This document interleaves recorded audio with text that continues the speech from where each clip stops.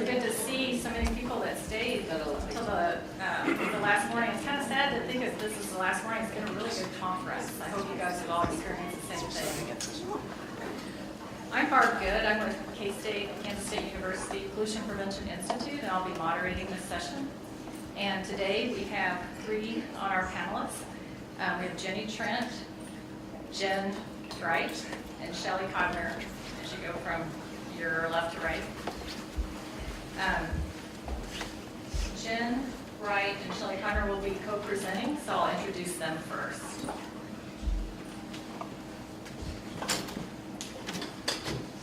So Jennifer Wright is the supervisor of the Financial and Business Assistance section at the Iowa Department of Natural Resources.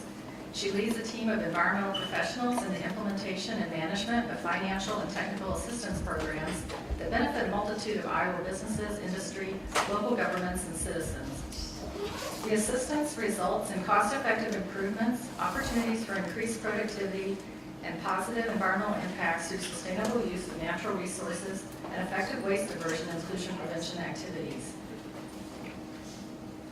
Shelly Codner serves as the Area Resource Specialist for the Iowa Department of Natural Resource Financial and Business Assistance Group for 12 Iowa counties along the Interstate 35 corridor.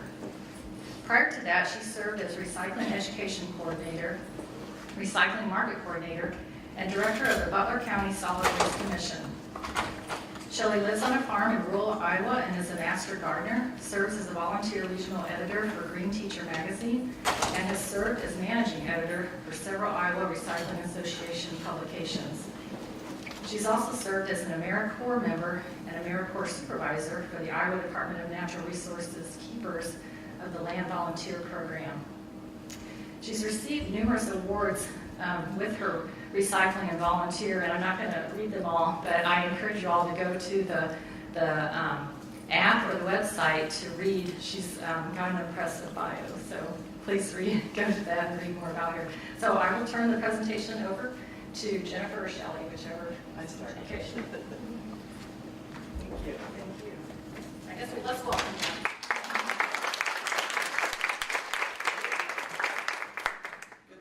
Can you hear me? I'm a little taller, so. Again, I'm Jennifer Wright with the Iowa Department of Natural Resources. This is really predominantly Shelly's presentation because she and our Iowa Waste Exchange reps did the heavy lifting as it relates to this project. But I wanted to give you a little insight as to how we got to that point. So I'm doing the first few slides and then I'll transition to Shelly. Of course, the typical question, why is the Department of Natural Resources interested in the reduction of food waste? Well, I think we're all here for the same reason. We obviously recognize it's an environmental problem. In Iowa and probably several other states across the country, it's the most landfill material. Obviously, it's a contributor to greenhouse gas emissions, and wasted food leads to wasted natural resources. So when we started this pilot, obviously we looked at the food waste, the food recovery hierarchy. For years in Iowa, our focus has been obviously on the lowest part of the hierarchy, the landfill incineration and composting. And what we wanted to do was figure out how we could get our constituents higher up on that stakeholder, on that hierarchy. First of all, prevent them from even generating food waste in the first place. And then, as a result of that, if there is excess or waste, then we get to the point where we're going to look at industrial uses, animal feed, and composting. We have done several characterizations or waste sorts in the state of Iowa since 1998. We average about every, 6 to 7 years, is that correct, Tom? That we do a sort of our landfills across the state. We just conducted another one in 2017. The results are not released yet. They hopefully will be coming out in October. But preliminary data that's been shared with Tom shows that food waste is yet the highest waste stream in our landfills. Again, for the fourth waste sort we've done.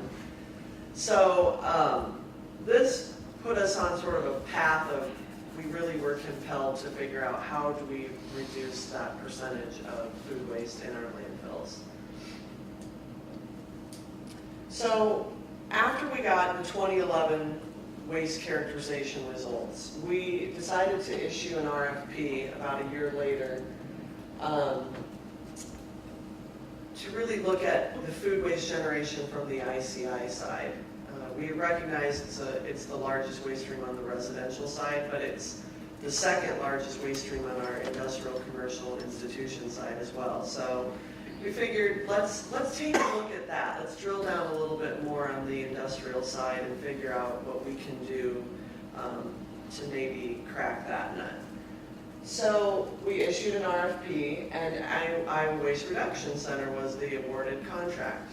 They actually went in and did a project for us where they reached out to the ICI side in the state of Iowa, and they surveyed them, and also sort of statistically found out what type of food waste they were typically generating. And what we really hoped to get from that was not just the core data, the numbers, but was to find out who really wants our help. We run into the issue regularly in the financial and business assistance section that not everybody knows about us. Surprising. But there are a lot of businesses across the state of Iowa that may work very closely, like with our pollution prevention or our Iowa Waste Exchange side, but they may not realize that we have the Solid Waste Alternatives Program and other resources available to them. So of the surveys, schools overwhelmingly asked for assistance. I think we had institutions that were interested too, like hospitals and some community colleges, but overwhelmingly the schools in Iowa said, yeah, we would like some help, and we would probably take some money too. So what we decided was let's look at the school side of our ICI component and figure out how we could help them identify how much food waste they're generating and then give them some solutions. So that's where we're kind of like, well, but believe it or not, in state government, we really don't all know each other. And so I was like, but who do we talk to? I don't know anybody at the Department of Education. There's so many school districts in the state of Iowa. Well, we had the opportunity to meet the SNAP Ed coordinator who works with the Iowa State County Extensions. And she said, well, I think this would be a perfect opportunity for all of us to work together, and I can introduce you to the nutrition representatives of the Department of Education. So we kind of jumped off from there. We had a meeting with the Department of Education, and that led us to obviously our project partners, which is us, the Department of Education, and then also we brought in the Iowa Waste Exchange representatives. So our goals were to identify the food waste and then any opportunities to reduce that waste, and then also identify and document some best management practices, which we created a toolkit. And I think Shelly's on the final stages of that. We're just making it pretty at this point with nice graphics. So some of the logistics and oversight. When we met with Department of Education, they clearly said, well, we don't have the staff to do this. And I said, but I do. And I have 6 representatives spread across the state that we can actually, that already do waste sorts. We can put them in the schools as long as we have schools who want to participate. So the Department of Education put out a application for for schools across the state to apply. And we had 12 schools or 11 schools apply all across the state. And that's when we brought in each of the Iowa Waste Exchange reps to cover a sort in their area. And these are the participating schools. And at this point, I'm going to turn it over to Shelly because she knows the ins and outs of the sorts in the different schools. Thank you. The Department of Education and the DNR issued an application to these schools, like Jen said, and they had some real, one thing that we're finding is that you need somebody that's really motivated about this. And they had some really motivated leaders within the schools to get things started and hopefully continue on with some of the great things that have come out of this program. But the interesting thing is that we had kind of a mixed background of demographics. We had private schools, public schools, large schools, small schools. We had schools within the Des Moines School District, which is the largest school in Iowa, and then we had a small Catholic school up in Spencer, Iowa, Sacred Heart. So we had a mixture of all kinds of logistics and how things get done. Up there in Spencer, you know, the lunch lady, as they call her, is responsible for all decisions revolving around the lunch program and maintains her budget and those type of things. In Des Moines, that's not the case. You know, there's several levels of management, and they answer to their board, and it's a little more challenging to get everybody into a room and to agree on a program moving forward. I'll push the right one. This one? Yeah. Okay, so like I said, we did have a mix of demographics with regard to schools. We also had Title I schools where the meals are completely free to the students. And although they're kind of clustered into two areas, we did have one over in Western Iowa, again, that was Spencer, the Des Moines area schools, as you can see. We didn't have applications from all of our areas, but what we did was, in Cedar Rapids, for example, she had 4, right, Ben?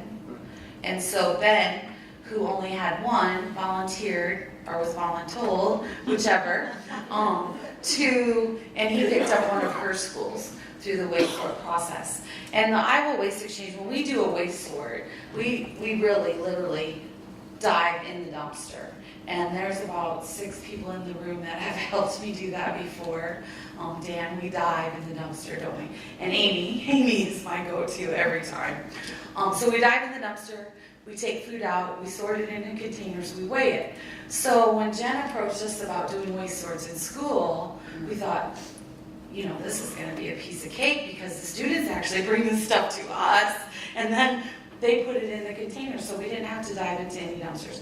Now, I'm not going to say that wasn't messy, because I know for a fact that I got quite a few Rancho beans on Jen as we were sorting food materials in the Des Moines area. So we did have a great mix of folks. The first step that we did is we met together as waste exchange reps.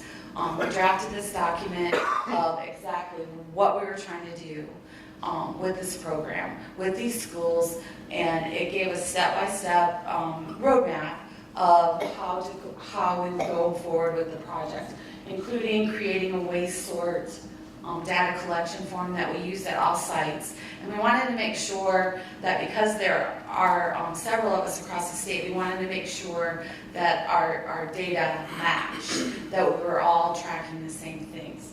So we got together and did this step-by-step document, including our timeline of what we were going to do. We started this actually in November. They sent out the surveys, Tom, in June. Did they send them out in June or July? Yeah, before school. Okay, so then they got them back when school started again. And then we had our initial meeting as reps, including DNR, Jen, and we reviewed what we were going to do. And then behind the scenes, I was meeting with Tom and the Department of Education and Jen to kind of communicate what our thoughts were and our plans. So the first thing that we did was we contacted our contact at the school, introduced ourselves. Hi, I'm Shelly Codner. The Department of Ed contacted me, and I'm your contact for this pilot project that we're doing across the state. And then we scheduled a time to meet with them. The first meeting, we basically was an observation meeting.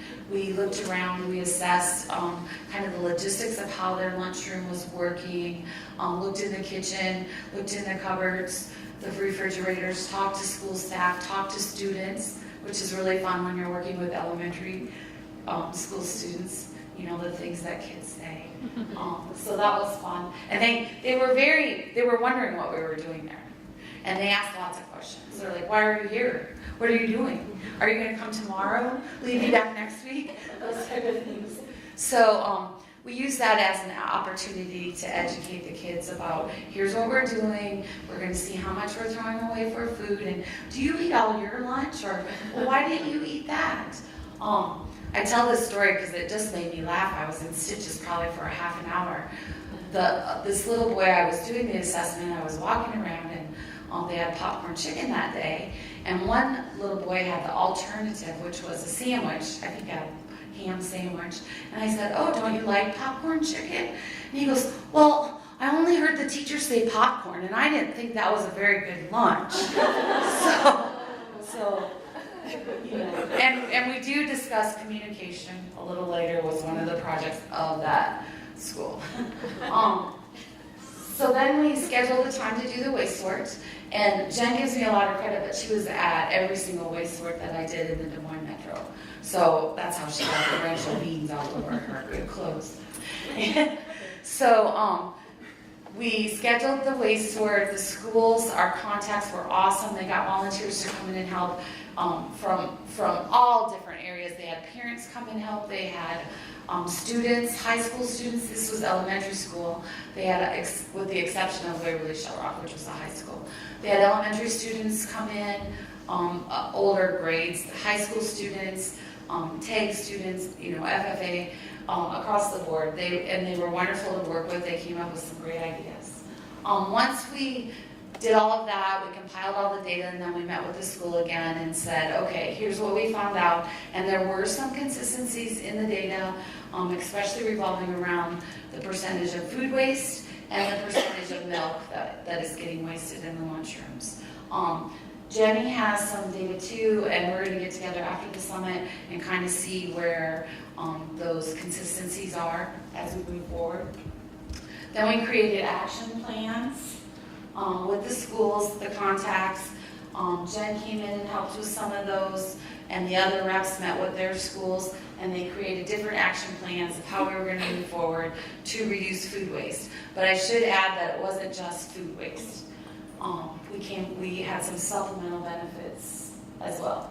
Then we used the remainder of the school year to track these, implement these strategies, track these strategies. We're currently working on the toolkit. Some of the schools have opted to continue beyond this pilot year, and we'll continue working with them, primarily the ones in the Des Moines Metro and Spencer, working with these strategies that they developed.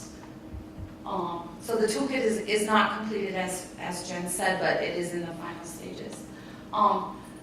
That was our goal of this entire thing, is to, some of us haven't been in elementary school for a very long time, and so we wanted to see what was new and what was going on, and you know, there's been changes to legislation, there's been changes to requirements for the schools, so that was a great project background for us to learn the ins and outs, and I have learned a lot in working with these folks. So we are developing this toolkit, which is going to include the background of the project, including step-by-steps on how to create, you know, the roadmap, the tools that you need to get this done. Also, as well as providing resources for the schools that need financial and otherwise, and how to take a look at their waste stream and how to move forward in implementing these strategies. And this will all be included in the toolkit. I just wanted to point out some of the successes that we had in the pilot year, and these are successes beyond what our goals were. Our goals were to create the toolkit, but Horace Mann Elementary in Ottumwa, which is John's, he just walked in, they implemented an offer versus serve, and their diversion is approximately 6,000 pounds of food waste annually. And you can see there it's equivalent to removing annual emissions from 439 gallons of gas and 4 barrels of oil. So, yay, John. They used to just give the students items. They didn't ask them if they wanted them. So now they're offering, and if the students don't want them, then they're not taking them. Clay Elementary is Southeast Polk. Kind of a supplemental project that we realized when we were on site is that they were taking their tin cans out to the recycling in black trash bags. And so when the recycling truck came there, they were pulling the recycling out of the recycling and throwing it back in the trash. Well, we got down to the bottom of it by calling the hauler and found out that they needed to either put their cans in there loose or put them in clear bags. So that was a real simple fix, communicated to the staff what needed to happen, and now they're diverting 4,000 pounds of tin cans at that one location on an annual basis. Again, 412 gallons of gas, 7 barrels of oil. Lovejoy has been a lot of fun to work with here in the Des Moines Metro. They've got a food recovery program in place already.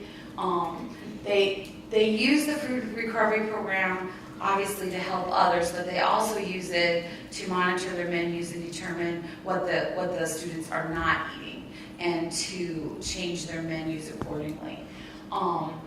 They divert 2,000 pieces of prepackaged food annually at one location. And they have, I know that there's 27 schools in the Des Moines Metro that have this program. So we can extrapolate those numbers by those schools, or there's 24 schools. I think she said 27 now. But yeah. So that's redirected to other uses, folks that are food insecure. So that's a great program. Clay Elementary, they also implemented a food recovery program at their school, which is in the Southeast Polk School District, and that's replicated also across the district. So they have a no thank you table, a no thank you bin, those type of things. They also do breakfast collection at both locations. That prepackaged food is put into a separate bin, and that also goes to those that are food insecure. Sacred Heart Elementary, they started a composting program. They already had an on-site gardening program. They have some resources that a public school doesn't necessarily have, including the Knights of Columbus, the Catholic Daughters, etc., that help them with some of these programs. They had the Knights of Columbus build composting bins that they're putting by their gardens, and then they have lunch helpers that will take the material out to the composting bin. They will then use the composted material on site at their school gardens. Trinity Lutheran, they are also looking into doing some food waste. They're producing enough compost for a backyard or food waste for a backyard compost setup. So they're going to investigate, launch a pilot, and try to see how that goes. Johnson STEAM Academy, they created a curriculum revolving around the waste sort, including math lessons and those type of things. Centerpoint, they host an assembly every year, a green assembly to educate students. And again, Lovejoy, which has also been really fun to work with, they created food identification cards, and this somewhat based on the popcorn chicken child that thought popcorn wasn't very good for lunch, but they've identified when the teachers are asking the students what they would like for lunch, then they can identify with these picture cards. And so that will help eliminate waste, because that, incidentally, that student that I was talking about tossed the ham sandwich, and he shared popcorn chicken with one of his friends. So they created this. Did you want to talk a little bit more about this? You guys helped with this, you and Tom. Well, basically, Lovejoy had proposed the concept. Can you hear me? Oh. For the recording. Some of the issues with Lovejoy too is that it's a high immigrant population, student population at their school. There had been some confusion on sort of choices in the morning when the teachers would present. They'd say, we're going to have a baked potato with cheese sauce and barbecue pork. Well, some kids, based on their nationality and their religions, couldn't eat something with pork, so they would automatically, obviously not choose that, but they also believed that all hot dogs were pork, and so in cases where they were offering like a beef hot dog, the kids wouldn't pick that lunch for the day.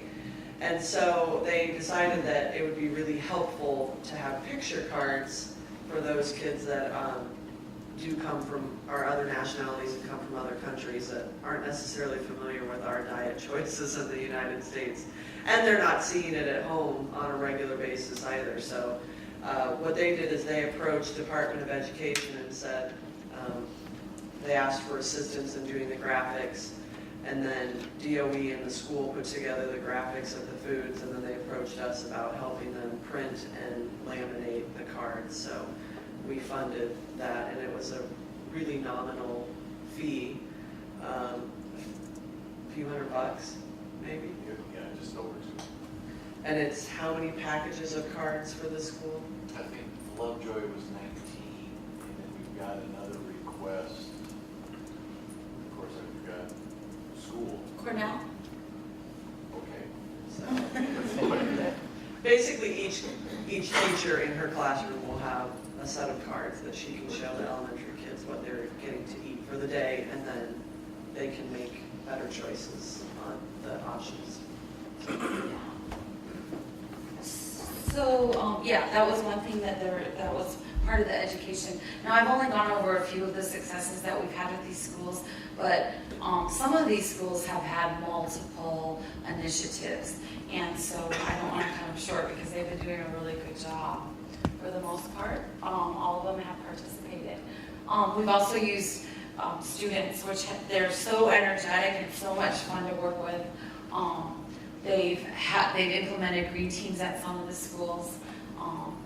They've helped with menu planning, and they have cafeteria helpers that help with menu planning, and kind of serving as the liaison to the staff regarding what the kids like and what the kids don't like, and how they could make healthier choices and those type of things.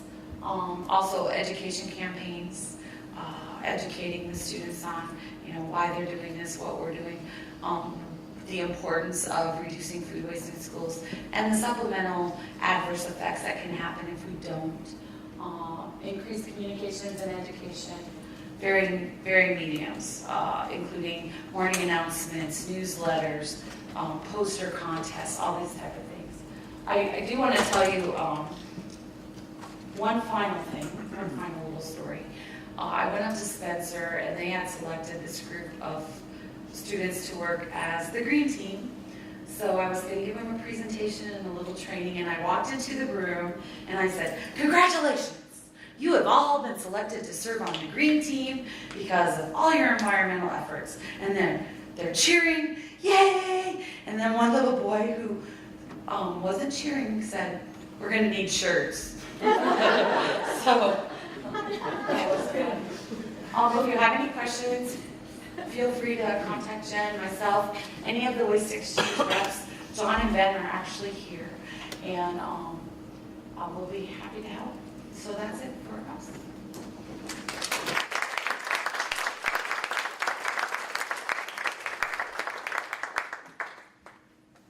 Thank you, Jen and Shelly. Look forward to seeing the toolkit when it comes out. I think it'll help a lot of us. I think we have time for a few questions while they're fresh on your mind. Anybody have any questions? Go ahead, come up here. Saltzman?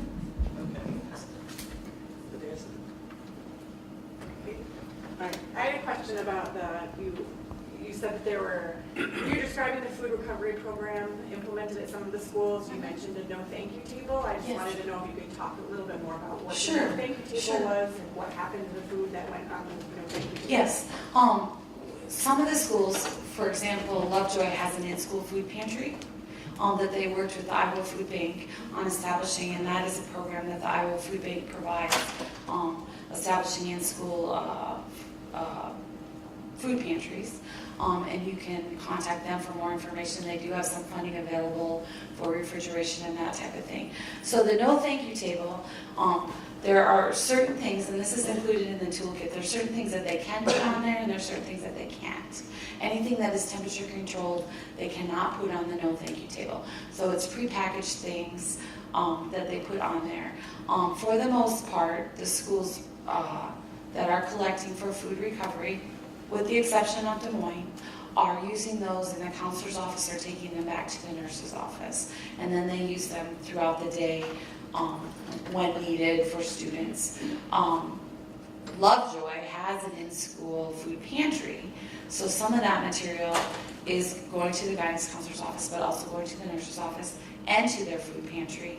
And then some of that is sent back out with the students. And I believe Lovejoy also has a community, or they're working on having a day or an evening when the community can come in and draw from that food pantry as well. So my question's on an offer versus serve. So I have elementary school kids. I'm not sure I trust them to make good choices when it comes to that sort of thing. I'm wondering if you had parents that were concerned that that was going to happen with their kids. Well, to be quite honest, I worked in 2 Title I schools, and we didn't really have a lot of interaction with the parents. I would say yes, that may be a concern at some of the other schools. It may be a concern. I guess that comes down to educating the students on what a good choice is. So I don't know if that's done in the lunch line, in the classroom, after school program, or what have you. Well, I'm going to say, in a conversation with the nutrition director at Southeast Polk Clay Elementary, that's a higher income district, and she had mentioned that yes, there are several parents that are very verbal about their general concerns with what food is being served. Oftentimes they don't like certain things that are on the menu, and also, whether or not the children are making good choices. But I do recall from being there for the sort that the ladies the lunch ladies, the ladies in the line, if a child said, I don't want that, I mean, they made sure they had their fruit or their vegetable or their, the required USDA guidelines. But obviously, I can use Clay Elementary as an example. They gave individual pizzas to every child that were this big, very large. I couldn't even eat one that big. Plus they had broccoli for the day, plus they had cherry tomatoes, plus they had grapes, and they had milk, and I think you could get an applesauce if you wanted it too. So part of the day we were working with the ladies to make sure, like, if the child doesn't want the applesauce or the grape tomatoes, and we had a Department of Education rep with us doing the sorts, they would say, don't make them take it, So to Shelly's point, a lot of it came down to educating the ladies that are serving the food, but also getting to down the line, making sure they're educating the students and the teachers in the classroom before they even come into the lunchroom. Well, and I did want to add that the Title I schools that have the free lunch programs, they're kind of in a lower socioeconomic area, and for some of those students, unfortunately, that's their only meal of the day, and so they let them take whatever they would like to take, but they have to have at least this, and at least it's a vegetable. They have to have they don't have to take milk. They have to have 5 things on their plate. No, 3. They have 5 selections, but Yes, they have to have 3. and they have to have the half a cup. Oh, okay. It's all in the toolkit. All right, I know this is so interesting, but we do want to give our last presenter for this session a chance to share her topic, and then there'll still be time to meet and ask questions after this session. So Jenny Trent is a familiar face by now in the summit, and if you want to know about food waste reduction, she's your go-to person at the Iowa Waste Reduction Center. She's been heavily involved in implementing and coordinating multiple food waste reduction efforts for the IWRC since 2012. Jenny earned both her Bachelor of Arts in Geography with an environmental emphasis and her Master's of Arts in Geography from the University of Northern Iowa, as well as a compost certification from the U.S. Composting Council. An expert in sustainability, Jenny is responsible for finding recycling and waste reduction opportunities for small business in the Cedar Valley community in Iowa. Jenny's knowledge and experience can also be highlighted in her involvement as an elected official with the Black Hawk County Soil and Water Conservation District. So let's welcome Jenny Trent. Thank you, Barb. Good morning, everybody. Final day of the conference. I'm sure everyone's enjoyed themselves, but are ready to go home, maybe. I just want to say 5 years ago, we started working on food waste in the state of Iowa with the Iowa Waste Reduction Center. And it's been such a learning experience for me. I have had the best information and meeting the coolest people. And when we first started, we were conducting workshops throughout the state of Iowa to teach people about food waste. And we would hit up municipalities and small businesses and whoever we could get to come to our workshops. This is how we began our food waste reduction initiatives. We grew this program and continued to get grant funding to try to help Iowans reduce food waste through all sectors: residential, industrial, commercial, and institutional. And a large part of the last couple of years has been focused on K-12 schools. And I will say that we've worked with hospitals, we've worked with jails, we've worked with restaurants, and K-12 schools are honestly the most receptive to learning about food waste and how to reduce the amount that they generate. So they're the low-hanging fruit, and hopefully in the future we can get into the other industries, commercial entities, and institutions. So this is how we used to conduct our waste audits, is take a bag of all the mixed food at K-12 schools, dump it out, and hand sort it. So I started, when the Iowa Waste Exchange started working with K-12 schools, I went on a couple of waste sorts with John Bruce and Ben Quigney. And they were just having the students separated. And I was just like, what? Why didn't I think of that? Because this was pretty gross. I mean, I would have to cover my shoes and wear the tie-back suit, and the kids would be like, what are you doing? So I'd be digging through the garbage, and I would say, someone lost a dime ring here, so I'm looking for it. There's a $100 bill in here if you want to look up. Someone must have found it before you. So we got the funding when we worked with K-12 schools through the United States Department of Agriculture, Rural Utilities Service Grant. And we wanted to estimate, So this is the grant that we were going to work with all ICI entities in Iowa, institutional, industrial, commercial. And we reached out to a couple of medical centers, jails, schools. The majority of the audits were at schools, but we did do a jail, and we taught a medical center staff on how to track their own kitchen waste.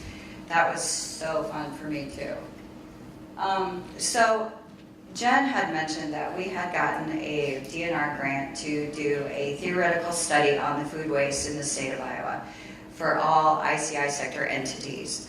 And so what we did was we weren't going to go in and do waste sorts. We were going to just estimate what they had by using an industry factor that was developed by a state that had implemented a landfill ban. And so the landfill ban, everyone had to estimate how much food waste they were generating, and then they would have to follow the regulations. And so we looked at their studies for K-12 schools, all industries, medical centers, nursing homes. But anyway, the organization is Recycling Works Massachusetts, and we used their industry standard when we estimated food waste for schools in Iowa. So Recycling Works Massachusetts conducted waste sorts at 7 schools from 2007 to 2013. The National School Lunch Program mandates that changed a lot of the requirements for school lunches was implemented in 2012. So a lot of the data that they had was before the mandates were implemented. And what Recycling Works Massachusetts found through their waste sorts at 7 schools was that students waste 0.1 pounds on average per lunch. So we used that factor when we calculated food waste in the state of Iowa for schools.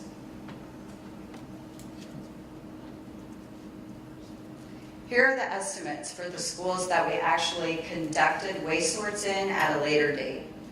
So if you take a look, we were in all of these schools, but this is what we estimated using Recycling Works Massachusetts factor of 0.1 pounds per lunch.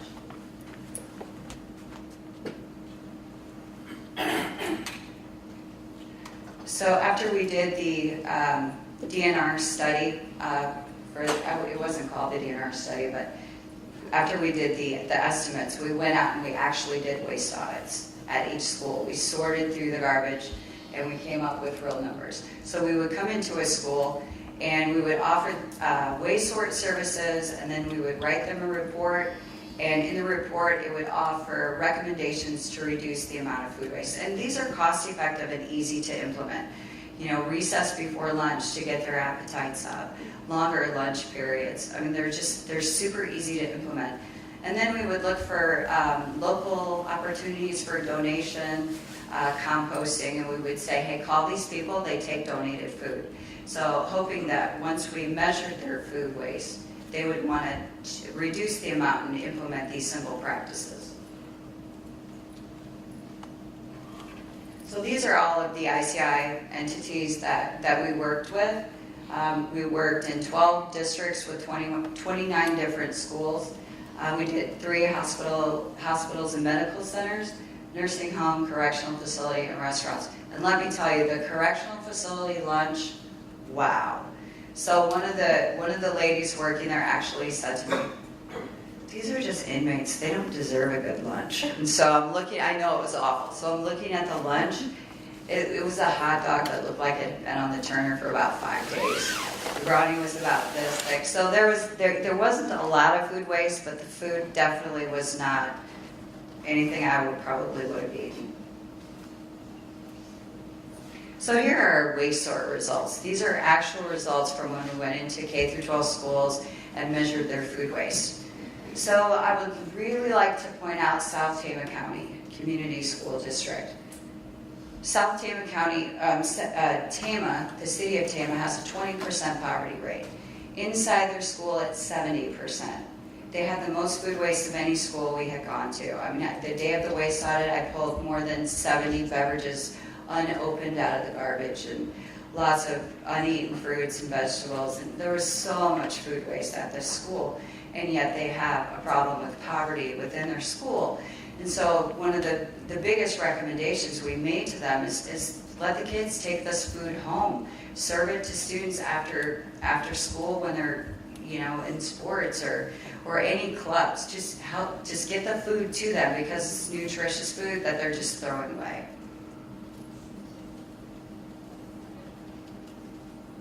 So what we found after extrapolating our data is that each student in Iowa weighs about 0.4 pounds of food a day.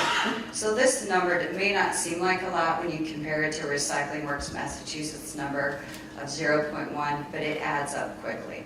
So there's definitely a need to come up with a more accurate factor so schools can estimate how much food waste they have rather than conduct waste audits, because it's probably not sustainable to keep conducting waste audits forever at schools. So if they can just estimate what they generate, then they can implement strategies and then conduct an actual waste audit to see if these strategies have helped, to gauge the impact of the strategies. And that's what we're recommending to the schools right now as we go in and do waste audits and say, when you implement these strategies, we'll teach you how to do a waste audit so you can measure your own success in implementing these strategies. So that's about 65 pounds a year of food waste each student in Iowa generates. And looking at all of the students in Iowa, in 2016 and 2017, the extrapolated data suggests that we waste over 33 million pounds of food a year, that year, or 16 tons. So there's definitely a need to reduce food waste in Iowa. And this will be interesting when you get your waste audit results too, what percentage of the food waste in landfills would be from schools. So here's the estimated versus the actual waste sort data differences. So we estimated that South Tama generated 10 tons of food waste a year. This is just this is just lunch data. This does not include breakfast. So I removed breakfast from a lot of these schools because we didn't measure breakfast at all of them. South Tama actually generates 77 tons. Huge difference, not even close. So we think there's a need to continue to conduct these waste audits nationally to figure out how much students are wasting, an estimate of what they're wasting.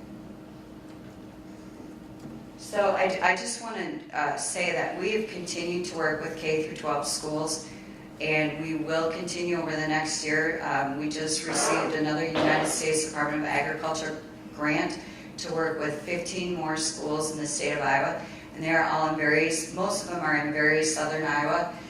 The criteria for the schools that we're working with is that it has to be a community with a median household income that's less than 80% of Iowa's average. They have to be a community of 20% or greater poverty rate and populations of less than 5,500. So sometimes when you go into these communities, they don't know anything about food waste. They don't understand why you're there. They don't know food waste is a problem. So when we get into these rural communities, we feel like we're helping and we feel like we're making a difference. And when you interact with the students, this is the best part of the job. I mean, the interaction with the kids and seeing how excited they are. And like Shelly said, they all ask, what are you doing? Why are you here? Well, that's gross. Why do we have to do that? You know, they all think it's gross, but it was just on their plate a minute ago. They were just putting it in their mouth. I don't understand that. So this is also a picture. This is not related to school, but we just did waste audits at a nursing home. That was almost as good as the schools because I was taking wheelchairs back to the rooms after each meal. These are some of the kids that we got on board to help us conduct a waste audit when we were with John Bruce in Davis County.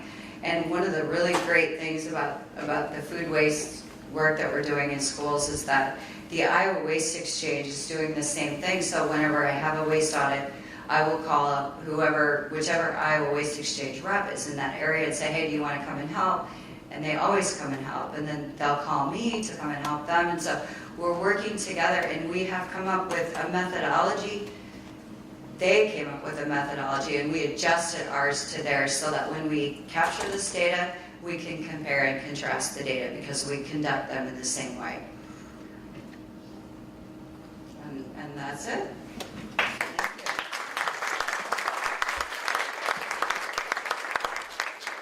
questions? Yes. Go ahead. The last slide that had the posters, put crunch in your lunch and have. That's the coolest school. Yeah, but do those work, to help the kids like eat more fruit and vegetables?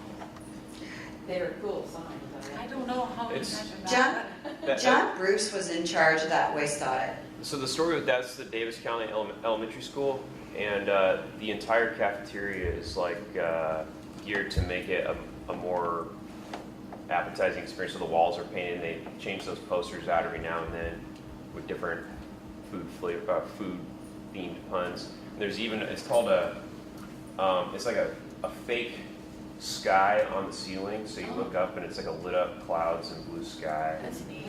And I think it's from Sky Factory in Fairfield, Iowa. And they also have a thing to measure the decibels of the students. So if the decibels in the cafeteria get above a certain level, then they have the moderator go and quiet everyone down. So has it helped? I think so. That school is very proactive. The whole school district is very proactive. They have a vested interest in trying to improve nutrition of their students and reduce waste. I mean, I'm sure we could find out through the Department of Education if they have any data related to that school and that, yeah. we could find out. I don't think he has measured his food waste before and after he put these up. But that was one of the things the principal there was trying to do, was encourage kids to eat. Encourage them to have a peaceful lunch experience. That's neat. I was just wondering if any of the suggestions that you made after these audits were implemented? I mean, after finding so many unopened juice boxes and beverages, did anything happen after that? So I really regret to say that South Tama Community School District did nothing after we left. They don't have a passionate person within their school district who cares enough to implement any of the strategies we suggested. The grant project was only a year, and so we didn't have time to go back into the schools and see what they implemented.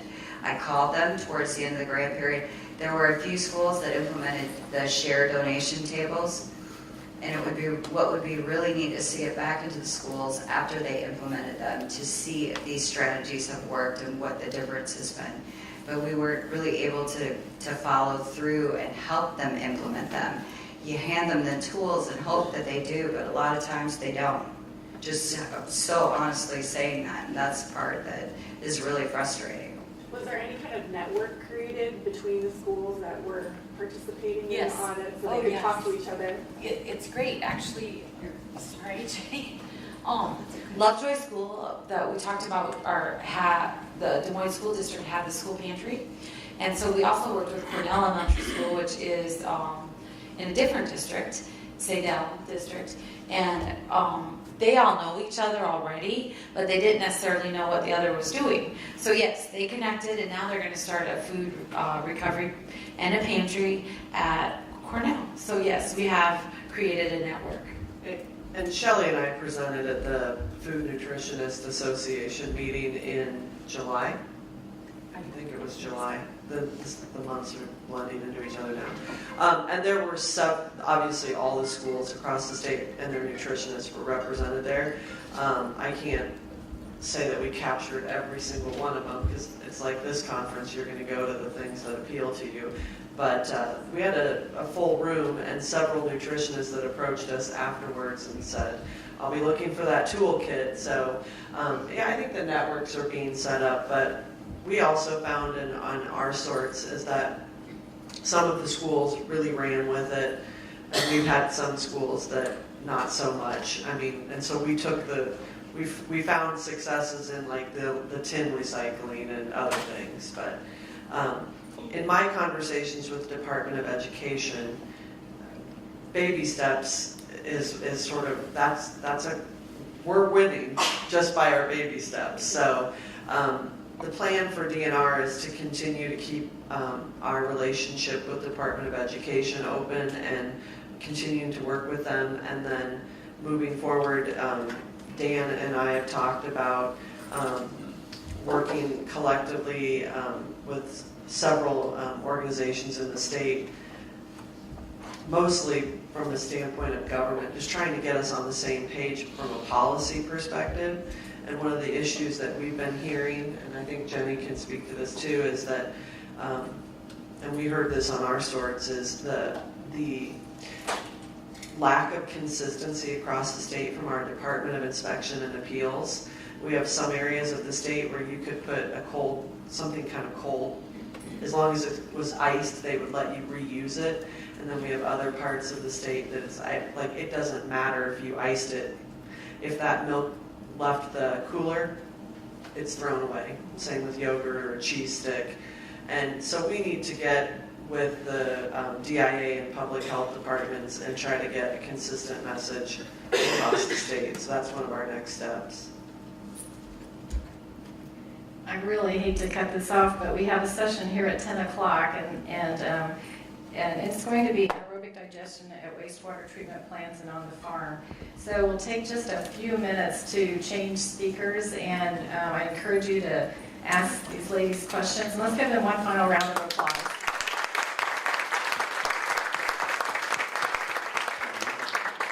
So thanks for attending, and there's one final session in this room in 3 minutes. Come back. So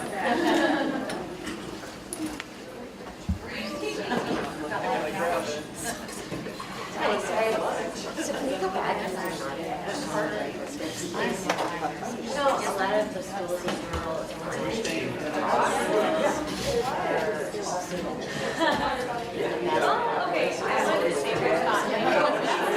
Don't forget to rate the session on your app.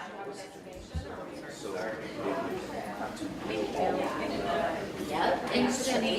That makes help, but they couldn't hear us. And so I wonder if that has Yes. I'm telling you, so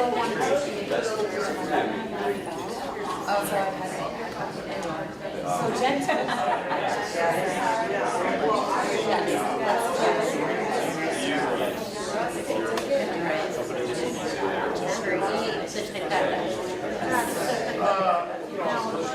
A lot of our kids don't know.